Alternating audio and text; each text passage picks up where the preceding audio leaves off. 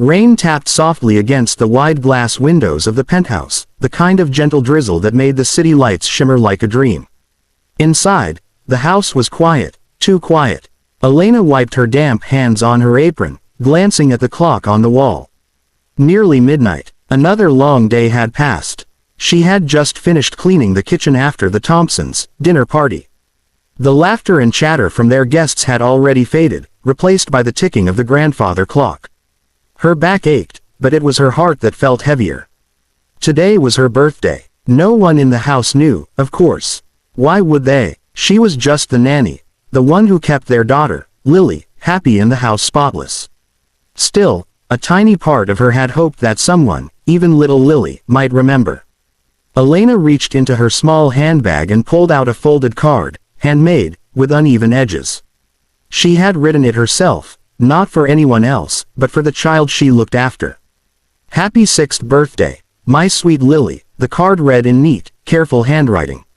She had planned to give it to the little girl earlier that day, but the chaos of the party had swallowed the moment. She sighed and placed the card on the marble table near the dining room, hoping Lily might find it in the morning. Then she quietly gathered her things, ready to leave. Just as she reached for her coat, the sound of footsteps echoed down the hall. Mr. Alexander Thompson, the CEO himself, appeared, still in his crisp suit, tie loosened, a glass of whiskey in hand. His usual stern expression softened slightly when he saw her. "You're still here?" he asked, his deep voice carrying both authority and exhaustion. "Yes, sir," Elena replied, lowering her gaze. "I was just leaving." He nodded absently, then noticed the card on the table. "What's this?" Elena froze, unsure whether to explain. But before she could answer, he picked it up and opened it. His eyes scanned the simple words inside, the warmth, the care, the sincerity that money could never buy. Something shifted in his expression. In that small, handmade birthday card meant for a child, the lonely CEO found something he hadn't felt in years, human kindness. And Elena's quiet life was about to change forever. Elena's shoes clicked softly against the wet pavement as she hurried through the drizzle toward the bus stop. The city lights blurred through her tears, though she couldn't quite explain why she was crying. Maybe it was exhaustion, maybe loneliness, or maybe it was the quiet ache of being invisible in a world that only noticed her when something went wrong. She hadn't meant to leave the card behind. It was a small thing, just paper and ink, but it carried her heart. She had written it for Lily, the little girl who had come to mean more to her than anyone else. Elena had wanted the child to know she was loved, even if her father was too busy to show it. Back in the penthouse, Alexander Thompson sat at the dining table, the card still in his hand. The words were simple, yet something about them stirred a part of him he had long buried. "You are loved, no matter what." He couldn't remember the last time someone had said those words to him, or to Lily. His phone lay beside his drink. Before he could stop himself, he picked it up and dialed the nanny's number from the staff contact list.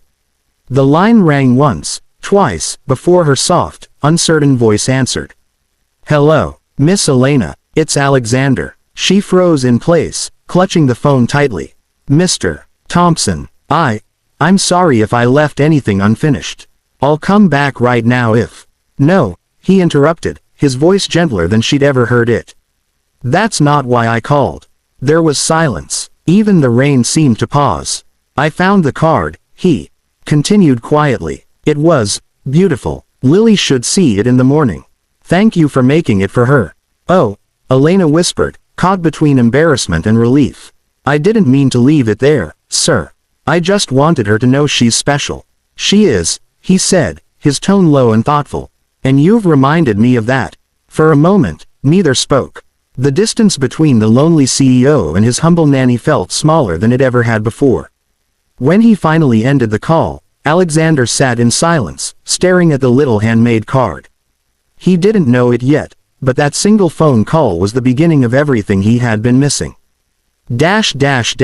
Sunlight spilled through the tall windows of the Thompson penthouse, bathing the living room in soft gold. For the first time in years, the house wasn't silent. Laughter, bright, childish laughter, echoed from the hallway. Elena stopped in her tracks when she stepped inside. Her eyes widened. The dining area, usually pristine and cold, had been transformed. Colorful balloons floated near the ceiling, ribbons hung from the chandelier, and a giant pink cake sat proudly on the table, its frosting sparkling under the light. Standing beside it all, still in his white shirt with the sleeves rolled up, was Alexander Thompson. The same man who, just yesterday, barely remembered his daughter's birthday. Lily ran to Elena, her curls bouncing. "Nanny, Daddy made breakfast, and he said we're having a real party today." Elena blinked, unsure if she'd heard correctly. A real party? Alexander looked up then, meeting her gaze. There was no trace of the cold, distant CEO, only a man trying to remember how to be a father. "I thought we could celebrate properly," he said, his tone softer than she'd ever heard. "Lily deserves more than a cake and a few candles." Elena smiled, still uncertain. "She'll love it, sir." "She already does." He walked over, holding something behind his back. "Actually," he said, "I think you're part of the reason she's smiling." Before she could respond, he pulled out the small card she'd made. It had been placed in a little glass frame, delicate, polished, and sitting now in the center of the table. "I wanted to keep it here," Alexander explained, "so Lily can always see the words you wrote." Emotion caught in Elena's throat. "You didn't have to. I wanted to," he interrupted gently. "You reminded me that love doesn't need grand gestures. Just presence." Lily tugged at her father's hand. "Daddy, can Nanny sit with us?" Alexander smiled, nodding. "Of course she can. She's part of this family too." For a moment, Elena couldn't move. Her heart swelled at the warmth in his voice, the kind of warmth she'd never expected from him. And as she sat beside Lily and Alexander, surrounded by laughter and sunlight, she realized something had changed forever. The lonely mansion finally felt like a home. Days turned into weeks, and something subtle yet unmistakable began to shift within the Thompson penthouse. Where there had once been silence, now there was music, Lily's laughter echoing down the marble halls, the clatter of breakfast dishes shared around the same table, and sometimes, the sound of Elena humming softly while tidying up. Alexander noticed it all. He began leaving work earlier, first by an hour, then 2. His assistants whispered in confusion. The man who used to live for his boardroom now rushed home for bedtime stories. The empire he'd built could wait, because for the first time in years, there was someone, worth coming home to.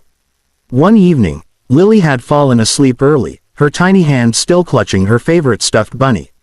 The house was quiet again, but this time, it wasn't lonely. Alexander found Elena in the kitchen, finishing the dishes. Her hair was pulled into a loose bun, a few strands framing her face, and the sleeves of her sweater were rolled up to her elbows. "You don't have to do that," he said softly, leaning against the counter. She smiled without looking up. "It's my job, Mr.